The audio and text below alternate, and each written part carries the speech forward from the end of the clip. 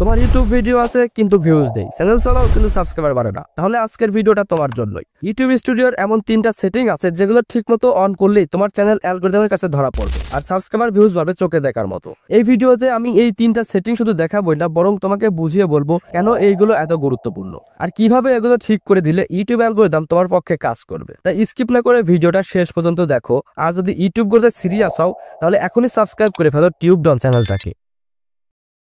এই ভিডিওর প্রথম সেটিং হচ্ছে ভিডিও ট্যাগস।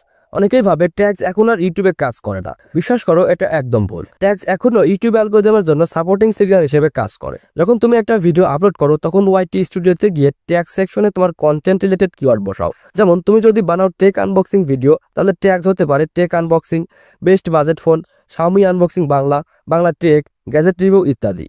এই ট্যাগস ইউটিউবকে বোঝায় তোমার ভিডিও কিসের উপর এবং কোন দর্শকরা এটা দেখতে আগ্রহী হতে পারে। ফলে ইউটিউব তোমার ভিডিওকে সঠিক অডিয়েন্সের সামনে সাজেস্ট করতে পারে। তাই ইউটিউবের ট্যাগস এখনও গুরুত্বপূর্ণ ভূমিকা পালন করে।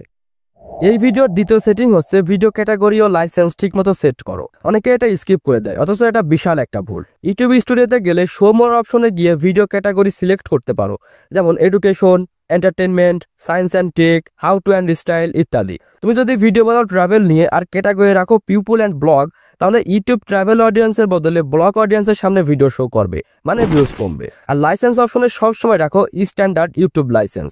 ক্রিয়েটিভ কমন দিলে অন্য কেউ তোমার ভিডিও পুনঃ আপলোড করতে পারবে। তাই এই সেটিংটাও খুবই গুরুত্বপূর্ণ তোমার ভিডিওর জন্য। এই ভিডিওর শেষে অর্থাৎ তৃতীয় সেটিং হচ্ছে সাবটাইটেল ও ভাষা সেটিং। বিশ্বাস করো, এটাও ইউটিউব অ্যালগরিদমে বড় ভূমিকা রাখে। ভিডিওর ভাষা যদি বাংলায় হয় তাহলে ভিডিওর ভাষা সেকশনে গিয়ে বেঙ্গলি অথবা বাংলা সিলেক্ট করে দাও। এতে ইউটিউব জানবে এটা বাংলা ভাষার কন্টেন্ট এবং বাংলা স্পিকিং অডিয়েন্সকে সাজেস্ট করবে। আর এক কাজ করো, এলাও অটোমেটিক ক্যাপশন অপশনটা চালু রাখো। এই অপশনটা অন রাখলে ইউটিউব নিজেই সাবটাইটেল জেনারেট করে, ফলে বুঝতে না পারলেও অনেক ইউজার ভিডিও বুঝে ফেলতে পারে। বেশিরভাগ ভিউই আজকাল আসে নো সাউন্ড মোডে। তখন সাবটাইটেল থাকলে ভিডিও স্কিপ না হয়ে শেষ পর্যন্ত দেখা হয়।